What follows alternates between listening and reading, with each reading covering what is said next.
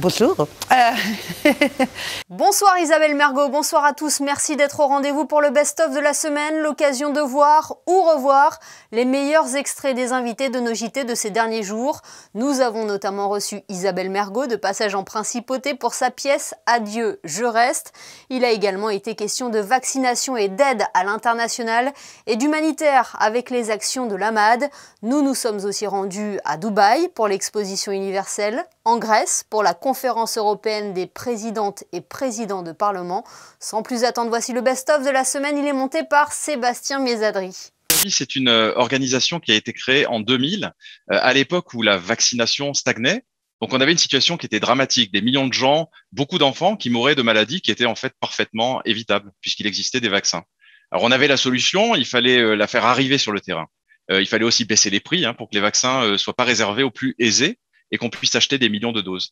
À l'époque, c'était très préoccupant. Donc, il y a des grandes personnalités comme Nelson Mandela, par exemple, qui ont dit « ça suffit, il faut qu'on fasse quelque chose ». Et c'est comme ça que Gavi est né, avec la mission de vacciner partout sur la planète, dans les pays les plus pauvres, particulièrement les enfants, pour qu'on puisse mettre fin à cette situation qui, quand même, faisait pas l'honneur à l'humanité, puisque quand les enfants meurent alors qu'ils peuvent être protégés, de manière très simple avec un vaccin, c'est quand même dur à avaler. Les résultats sont assez incroyables. Vous savez, on a vacciné 888 millions d'enfants depuis 20 ans. Vous imaginez, c'est presque 1 milliard de personnes.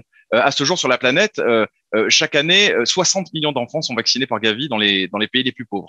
On a eu beaucoup de soutien de la part de la Principauté qui a choisi, en fait, depuis 2016, de soutenir les programmes de vaccination de Gavi contre les maladies infantiles. Et dès l'année dernière, dès le début de COVAX, la Principauté s'est engagée avec nous, avec plus d'1 million d'euros pour la vaccination infantile et pour le soutien à la Covid-19. On a aussi la chance de recevoir, d'avoir reçu un don de la Fondation Princesse Charlène. Ces dons ont permis l'achat des premiers vaccins, mais bien sûr, on a besoin d'accélérer ce soutien. Et cette semaine, l'association monégasque de l'Ordre de Malte a souhaité nous donner 10 000 euros, ce qui va permettre d'acheter encore plusieurs milliers de vaccins supplémentaires pour les populations dans les pays en développement et donc sauver des nouvelles vies. Cette crise de la Covid-19, elle a été terrible. Elle continue de peser lourdement sur tout le monde. Mais je crois qu'il faut garder peut-être 2 messages positifs quand même qui en émergent. La première, je crois que ça montre l'importance d'être vacciné. Et c'est une occasion quand même de rappeler et de se rappeler que les vaccins, ils sauvent des vies.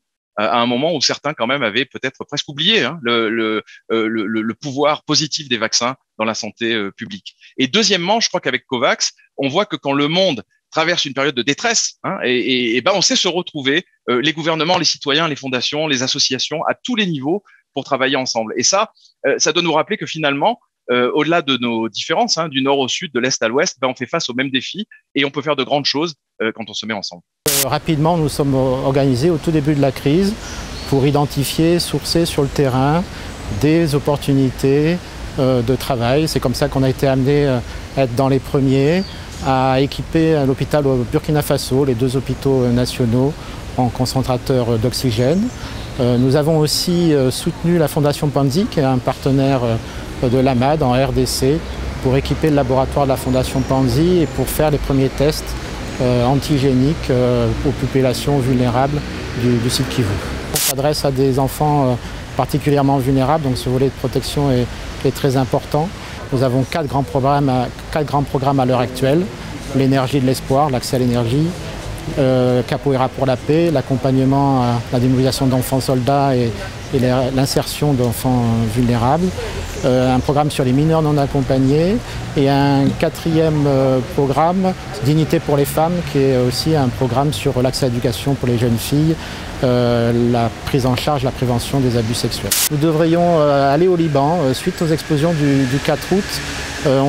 L'AMAD s'est mobilisée aux côtés de 2 autres associations monégasques, des Amis du Liban et de Monaco à des présences. Cette mobilisation, grâce à nos donateurs, a permis la réhabilitation d'une école qui se situait sur le port de Beyrouth. Et donc nous allons, 3 associations, nous rendre dans 10 jours à Beyrouth pour rencontrer nos partenaires, rencontrer les familles et puis pouvoir nous projeter pour les prochains mois. Nous avons une jauge qui est limitée sur le quai supérieur et sur la darse sud inférieure. Donc nous serons obligés de respecter cette jauge. Nous avons donc l'obligation du port du masque pour les plus de 5 ans l'obligation de présentation d'un pass sanitaire pour les plus de 16 ans. Et sur le champ de foire, et ça c'est extrêmement important, nous avons des espaces de restauration qui sont attenants à chaque stand alimentaire et les gens auront l'obligation de consommer sur ces espaces de restauration. Ils ne pourront pas déambuler, il faudra absolument qu'ils restent assis sur les espaces de restauration, comme je le disais, attenants au stand alimentaire. La principauté a totalisé 2000 personnes dès le premier jour. Nous sommes arrivés jusqu'à plus de 10 000 entrées dimanche dernier, alors que la France en a fait 20 000, l'Italie en a fait 18 000. Donc, si on compare à la taille des pays, oui, Monaco suscite beaucoup d'intérêt. Et je pense que le Visitora, pour un début d'expo, qui plus est, c'est déjà très significatif. Et puis, il y a une date là importante qui va arriver assez vite, hein, c'est le 13 novembre. Et oui, nous sommes à peine 3 semaines de l'événement. Le 13 novembre sera donc le jour de la Journée nationale de Monaco, sur le site où nous aurons l'immense privilège de pouvoir accueillir les ballets de Monte-Carlo de Jean-Christophe Maillot, qui joueront Corémeux. Il y aura également une troupe de 26 artistes du Monte-Carlo Festival qui va faire un très joli spectacle.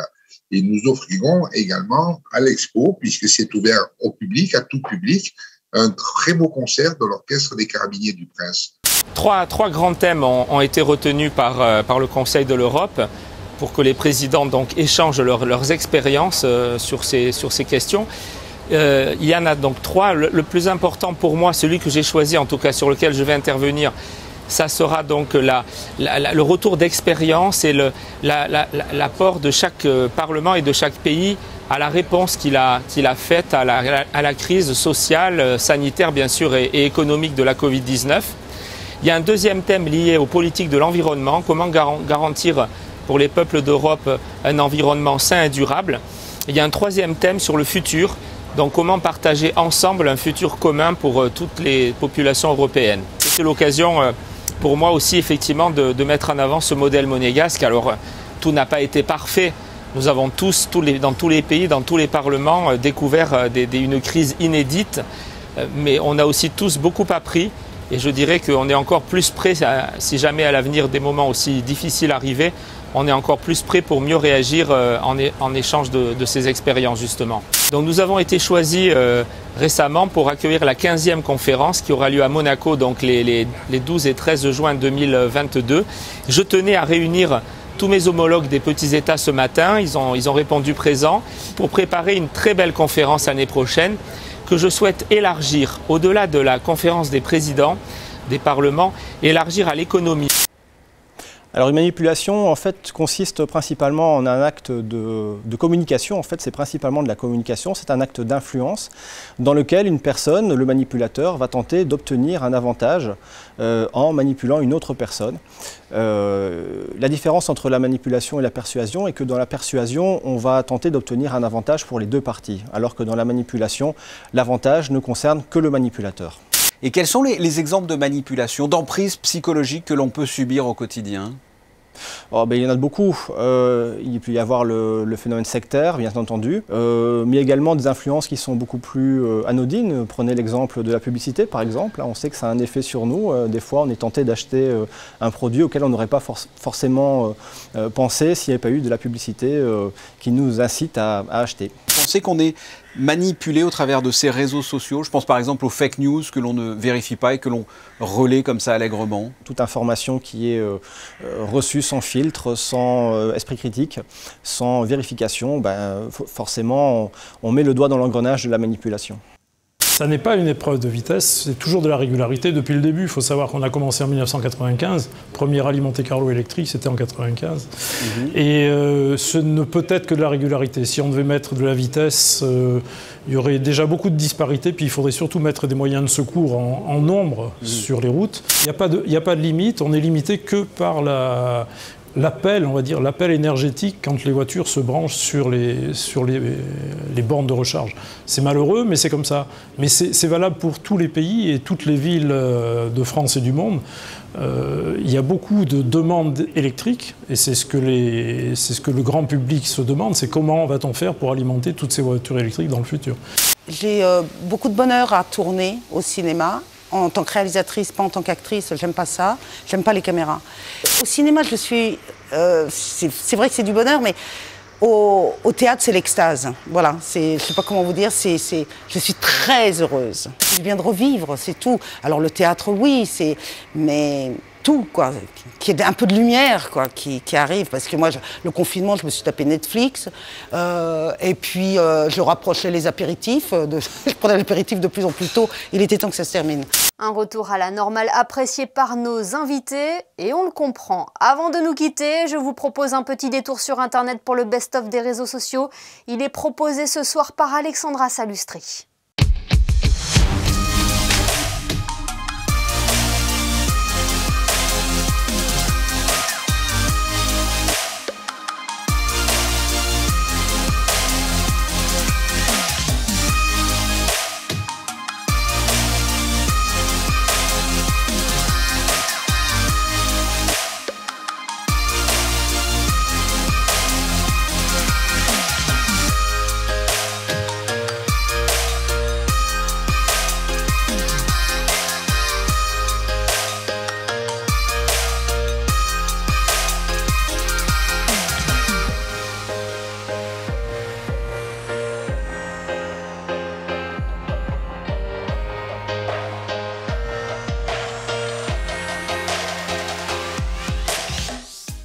C'est ce qui s'appelle faire des réserves. Le best-of est à présent terminé. Merci de nous avoir suivis. Rendez-vous demain pour un nouveau JT, de nouveaux invités pour que vous soyez les premiers informés. Très belle soirée à tous sur Monaco Info et à très vite.